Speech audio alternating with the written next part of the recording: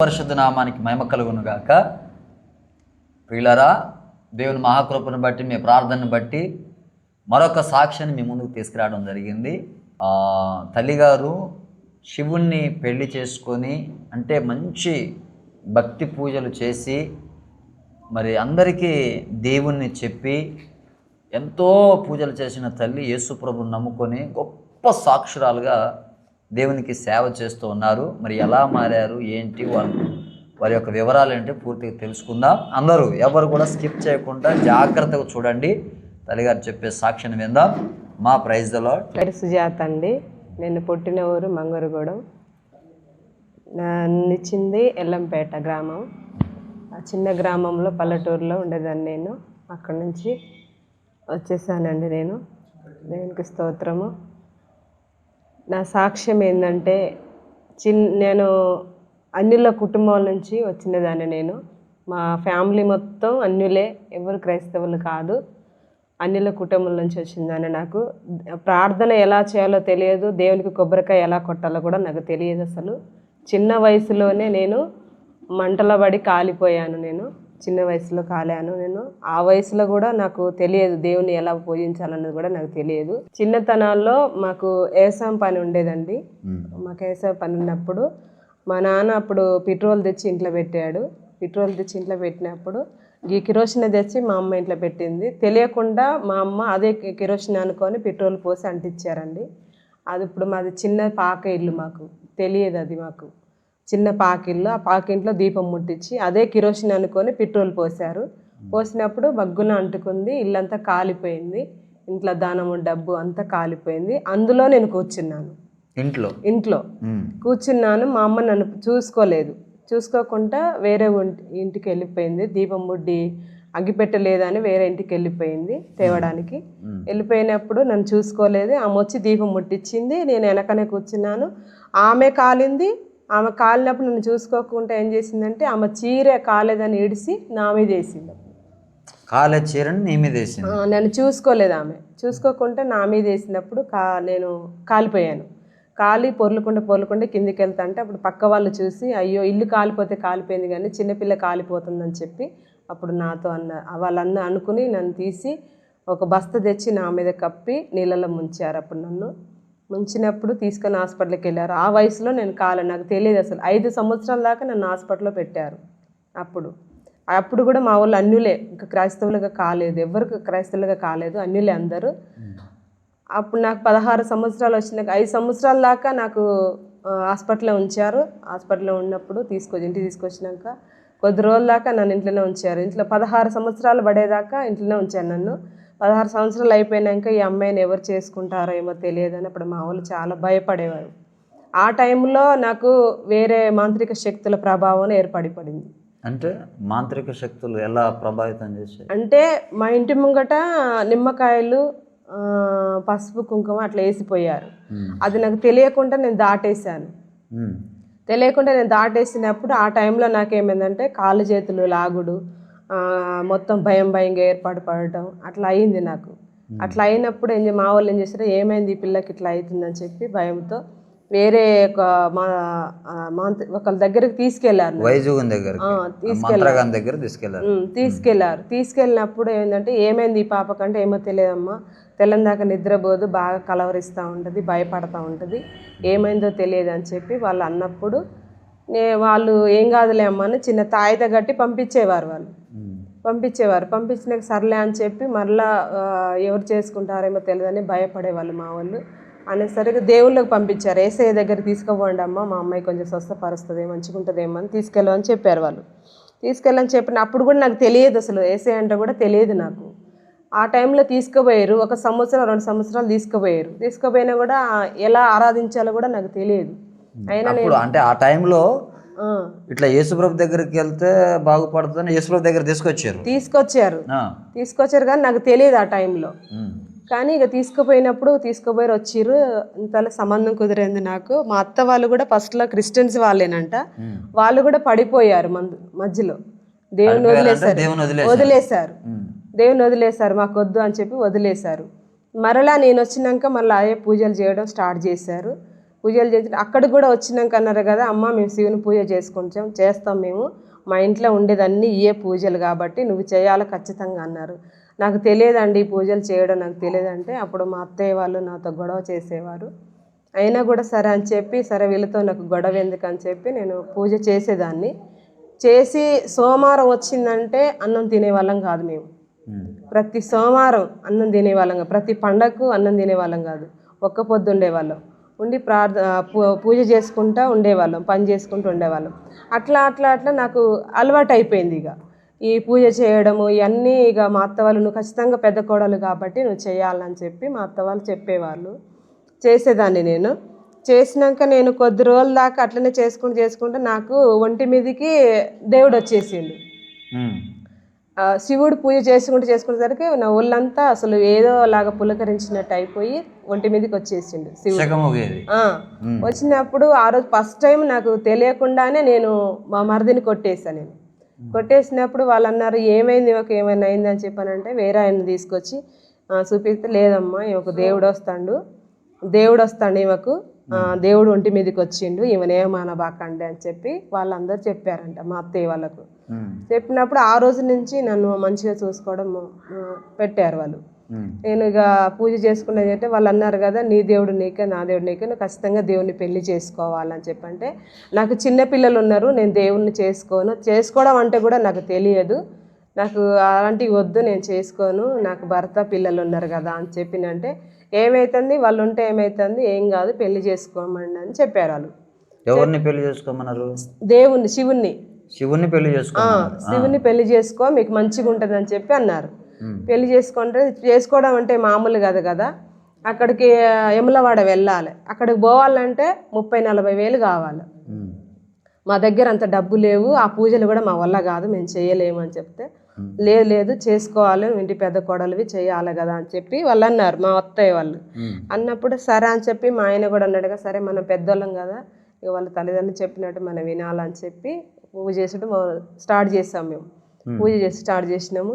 దాదాపు మాకు 2 పిల్లలు అయిన దాకా కూడా ఆ పూజనే 7 సంవత్సరాల దాకా పూజనే చేశాను నేను. 7 సంవత్సరాల దాకా పూజ చేస్తా, దేవుడు ఊగేదాన్ని, ఎవరన్నా వస్తే చెప్పేదాన్ని నేను. అంటే ఎవరైనా బాగలేకుండా వస్తే వాళ్ళకి ఏదైనా పట్టినా ఏదన్నా అయినా కూడా నా దగ్గరికి వచ్చేవాళ్ళు. వాళ్ళు వచ్చినప్పుడు వాళ్ళకి చెప్పేదాన్ని నేను.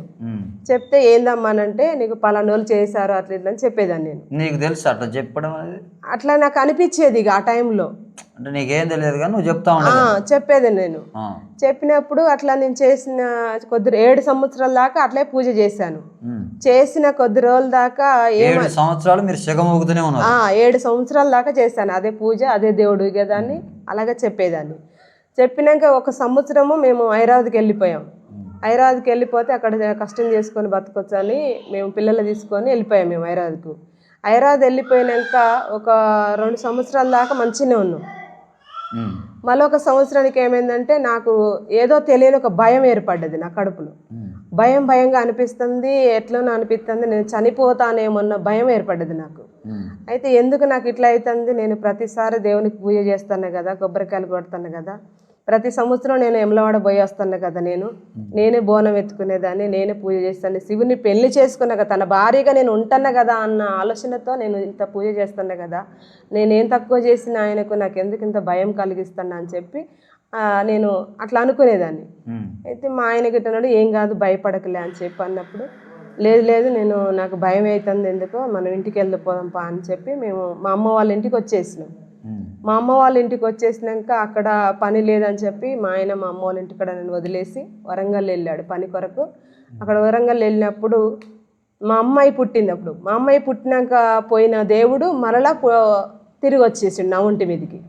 అప్పుడు లేదు వెళ్ళిపోయాడు నా ఒంటి మీదకి, రాకుండా వెళ్ళిపోయేసరికి మరలా వచ్చిండు. మరలా మా అమ్మ వాళ్ళ ఇంట్లో అడుగు వచ్చినప్పుడు ఆ ప్రాంతంలో ఏం జరిగిందేమో నాకు తెలియదు అసలు. మా అమ్మ వాళ్ళ ఇంట్లో అడుగుపెట్టిన నైటే మరలా భయం ఏర్పడ్డది.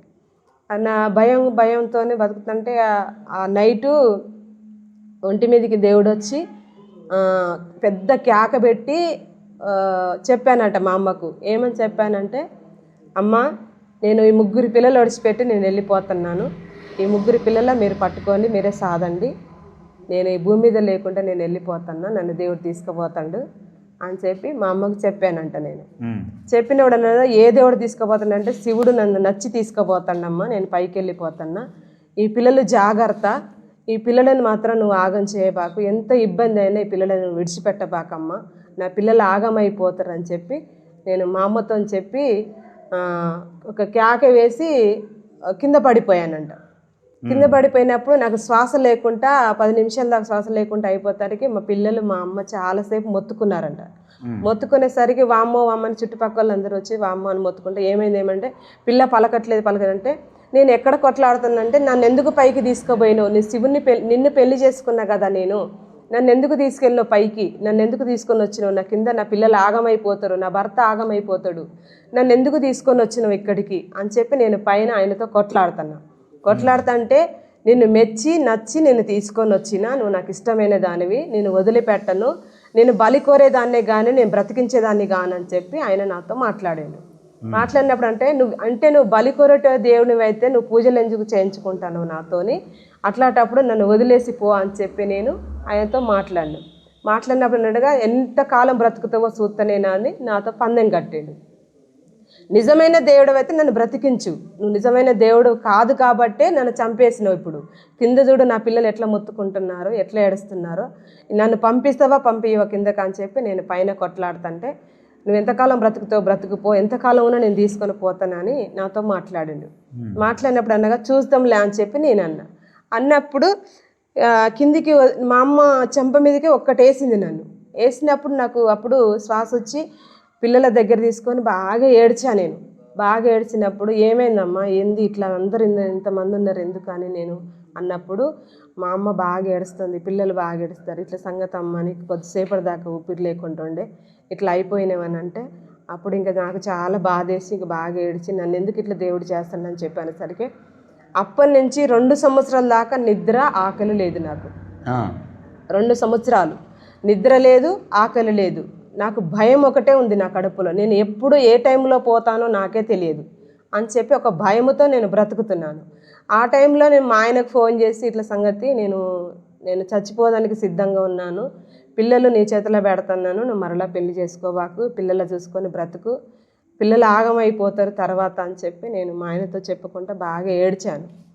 ఏడ్చినప్పుడు మా ఆయన నేను పిల్లలు 5గురం ఒక దగ్గర కూర్చొని బాగా ఏడ్చుకుంటూ కూర్చున్నాం. ఎవ్వరు మా దగ్గరికి రాలేదు, ఎవ్వరు మమ్మల్ని పట్టించుకోలేదు, ఎవరు మా దగ్గర ఉండలేదు.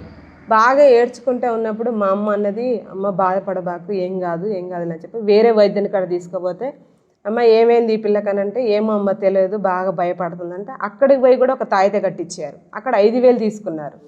5,000 తీసుకొని ఒక తాయిత కట్టించారు. అయినా నా భయం పోలేదు. పోకునేసరికి మరలా ఏం చేశానంటే ఈ భయం నాకు పోవట్లేదని బాగా ఏడ్చుకుంటూ నేను పడుకున్నప్పుడు డాడీ వాళ్ళు మా ఊరికి వచ్చారు. ఇక్కడ పాస్టర్ గారు వాళ్ళు అమ్మగారు అయ్యగారు మా ఊరికి వచ్చారు. రమేష్ పాల్ అయ్య గారు మా ఊరికి వచ్చారు. మా ఊరికి వచ్చినప్పుడు అక్కడ ప్రార్థన జరుగుతుంది. ప్రార్థన జరిగినప్పుడు వాళ్ళ దగ్గరికి మమ్మల్ని తీసుకెళ్ళారు. అంటే మాకు మా పిన్ని బాబాయ్ అవుతారు వాళ్ళ దగ్గరికి మేము వెళ్ళాము. వెళ్ళినప్పుడు అమ్మ ఇక్కడ అయ్యగారు మంచి ప్రార్థన చేస్తాడు రండి మీరు మాట్లాడుతూ రండి అంటే సర్లే అని చెప్పి మేము ప్రార్థనకి అక్కడికి వెళ్ళాము. నిలబడ్డాము. అక్కడ నిలబడితే అయ్యా ఇట్లా సంగతి మాకు ఇట్లా భయం కలుగుతుంది, ఏం చేయాలని అర్థం కావట్లేదు, అట్లా భయంతో ఉంటున్నాను అని చెప్పి నేను అన్నాను. అన్నప్పుడు నాకు ప్రార్థన చేశారు. ఏం కాదులే అమ్మ, ఏం భయపడకు, సైతాన్లన్నీ భయపడతా ఉంటే ఏం కాదు భయపడకండి అని చెప్పి ప్రార్థన చేశారు. ప్రార్థన చేసినప్పుడు 2 సంవత్సరాల దాకా నిద్ర ఆకలి అనేది లేకుండా ఆ రోజు అయ్యగారు ప్రార్థన చేసినప్పుడు అయ్యగారు అమ్మగారు ప్రార్థన చేసినప్పుడు పొద్దున పండుకున్న మనిషిని సాయంత్రం లేచాను. నేను మంచి నిద్ర పట్టేసింది. చాలా నిద్రపోయాను. అంత ఏదో నా మీదకి ఒక బరువు తీసేసినట్టు అయిపోయింది. నాకు ఏదో ఒక బరువు తీసేసినట్టు అయిపోయింది. తేలికగా అయిపోయింది ప్రాణము. నేను మంచిగా ఉన్నాను. అప్పుడు మా ఆయనతో నేను అన్నాను, అయ్యా నాకు అయ్యగారులు ప్రార్థన చేసినప్పుడు నాకు మంచిగా అనిపించింది, నాకు మంచిగా ఉంది ఆరోగ్యం, మనం చర్చికి వెళ్దామా అని చెప్పి నేను అన్నాను. అంటే నువ్వు మంచిగా ఉండడమే నాకు కావాలి కానీ నాకు ఏ దేవుడు అవసరం లేదు, నువ్వు ఏ దేవుని కాడికి పోదామన్నా ఆ దేవుని కాడికి వెళ్ళిపోదాం అని మా ఆయన కూడా నా మాట విన్నాడు. విన్నప్పుడు చర్చికి వెళ్దామని చెప్పి వెళ్ళాము. దారి దగ్గరికి పోయి ప్రార్థన చేయించుకున్నాం. వాళ్ళ దగ్గరికి పోయి మరలా మా ఇంటికి పిలిపించుకున్నాం. మేము పూజలు చేసే టైంలో కూడా మాకు ఏమీ లేకుండా ఉండే, భయంకరమైన అప్పులు ఉండే మాకు కూడా చాలా, అసలు తినడానికి కూడా ఇబ్బంది అయిపోయేది మాకు. అప్పుడు ఏమీ లేకుండా మా దగ్గర, ఏమి లేని పరిస్థితుల్లో కూడా ఆ దేవుని దగ్గర పోయి మేము పూజ చేసి వచ్చాము. ప్రతి సంవత్సరం పోవాలన్నా మాకు 30-40 వేలు పట్టుకొని పోవాలి మేము ప్రతి సంవత్సరం అక్కడికి పోవాలంటే. అట్లా చేసేదాన్ని నేను. కానీ ఇక దేవుళ్ళకి వచ్చినాక అయ్యగారు అమ్మగారు ప్రార్థన చేసినాక మాకు మంచిగా జరిగింది, మంచిగా ఉంటాను. మేము ఏవైతే కోల్పోయామో సమస్తము దేవుడు మాకు ఇచ్చేశాడు. మాకు ఇల్లు లేదనుకుంటే దేవుడు ఇల్లు ఇచ్చాడు. దేవుడు అయ్యగారు వాళ్ళ అమ్మగారు ప్రార్థన చేస్తే మాకు ఇల్లు వచ్చింది, మేము మంచిగా ఉన్నాం. మా చిన్న అబ్బాయి కూడా బాగా లేకుంటుంటే అమ్మగారు అయ్యగారు ప్రార్థన చేశారు, మంచిగా ఉన్నాం. అబ్బాయిని కూడా సేవకు అప్పగించాం మేము. ఇప్పుడు మేము కూడా దేవుడు మమ్మల్ని సేవకు పిలిచాడు. సేవలో ఇప్పుడు పరిచర్యలో మాత్రం వాళ్ళతో సహకారంగా ఉంటున్నాను. మరి ఇప్పుడు శివుడు నిన్ను పైకి తీసుకుపోయినని చెప్పినావు. అవును. ఇది ఎంతమందికి తెలుసు ఈ సాక్ష్యం మీ బంధువులలో? మా అమ్మకు ఒక్కదానికే తెలుసు అండి, ఎవరికి తెలియదు. మీ అమ్మకు ఒక్కదానికి నువ్వు పడిన బాధ వేదన? మా అమ్మకు ఒక్కదానికే తెలుసు. కరెక్ట్గా నేను తీసుకుపోయింది శివుడేనా లేకపోతే ఇంకేమన్నా దురాత్మలు అట్లా ఉన్నాయా? శివుని వేషంలో అయితే నాకైతే కనపడిండండి. మొత్తానికైతే శివుని వేషంలో వచ్చిండు, నాకైతే కనపడిండు.